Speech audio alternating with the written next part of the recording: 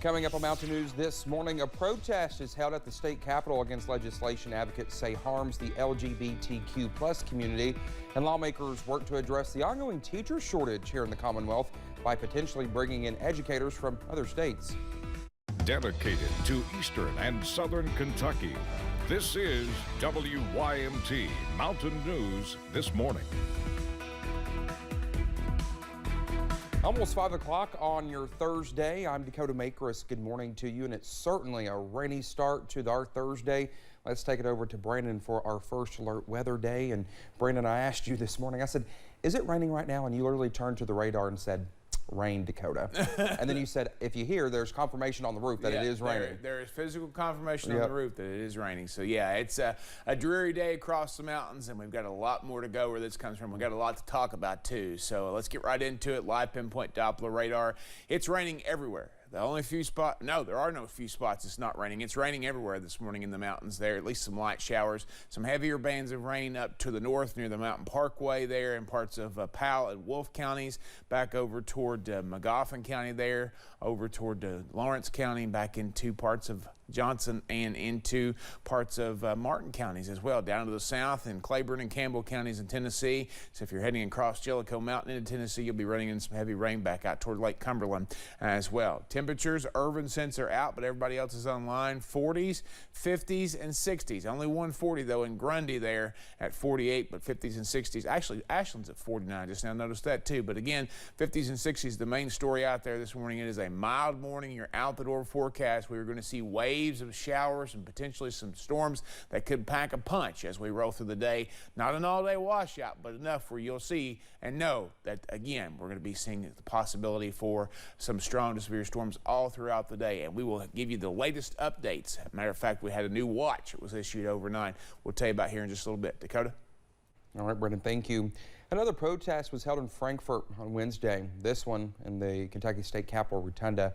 Advocates with the Fairness Campaign are protesting legislation they say harms the LGBTQ plus community.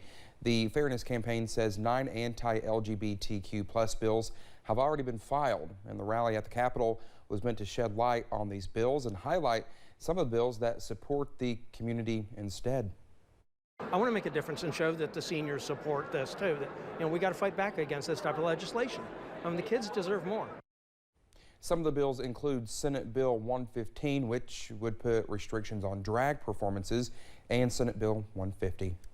A Republican representative from Louisville filed a bill proposing that abortions be prosecuted as criminal homicide in the Commonwealth. Under Kentucky's trigger law, a doctor could be prosecuted for providing an abortion without a medical emergency. This bill aims at charging both the pregnant woman and the doctor with murder.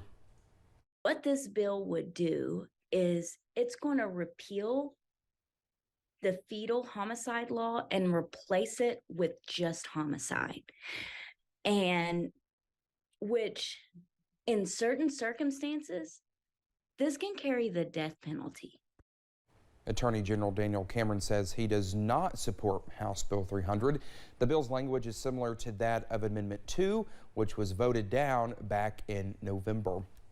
Lawmakers are working to address Kentucky's teacher shortage. Republican Representative James Tipton filed House Bill 319 yesterday. It would allow licensed educators from other states to move to Kentucky and be granted an equivalent license. Teachers say action is needed as nearly 2,000 positions statewide remain vacant. It just becomes challenging in so many different ways because you're not able to give students the attention that they need, the one-on-one. Supporters of the bill say it does expand the teacher scholarship program and eliminates the cap on awards. They say this session lawmakers are committed to improving programs to recruit teachers. Well, another new bill would give state lawmakers more say on the use of relief funds. Under Senate Bill 99, state leaders would be required to report how relief funds are distributed to the legislature and give an analysis on the payments by the end of the fiscal year. The bill's introduction comes after a report from the Herald Leader that found a number of checks meant for tornado survivors in western Kentucky went to people unaffected by the storms. I ask all that knowing what you all know, what I know, and what all of us in the legislature and the rest of the state knows, There are still people in the West and in the East who have suffered from these natural disasters that haven't gotten a $1,000 check and could use it. Senate Bill 99 passed out of committee Wednesday morning in a 9-0 vote. Addiction Recovery Care is launching a program called Inside ARC right here on WYMT. Well, the show will highlight its treatment centers and success stories from people struggling with addiction.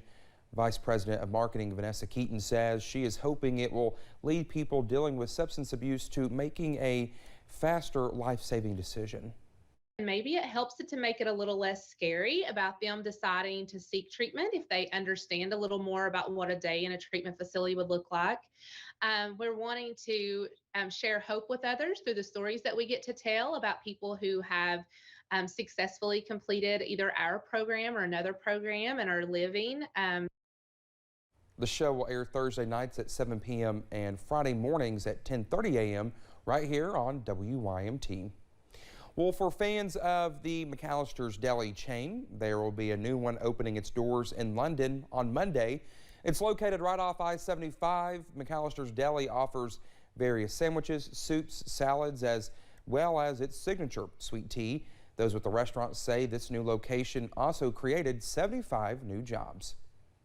It really is a great opportunity for our area because there's really nothing like it in the area, and just a brand new restaurant with a great area right off I-75. The community is just super excited about this, because everybody's used to, burgers and fries and everything, and this is just kind of different. Although McAlisters Deli does not have a drive-through window, you can call orders in and order online and order through its app. The first 100 customers to show up on McAlisters opening day will also earn free sweet tea for a year. This year, hip-hop turns 50 years old. The music that was once thought to be a fad has now become the most consumed genre in the U.S. Now, a EKU instructor is teaching a class called the Rhetoric of Hip-Hop, where students create a playlist of hip-hop artists, break down the lyrics, and have a heavy discussion on the artist's message. It's a way to sort of talk about rhetoric and argument in a way that students understand, because we can point to something that they're intimately familiar with. She says she hopes one day some of those famous hip-hop artists will drop in and be a guest speaker. Well, thank you so much for getting your rainy Thursday morning started with us here on Mountain News this morning. Coming up, blizzard-like conditions cause drivers in North Dakota to be stranded for hours on snow-covered roads. Stay with us. That's coming up. Showers and storms are starting to trek across the region this morning, and some of those could turn strong to severe in a hurry. I'll track them out for you in about 3 minutes.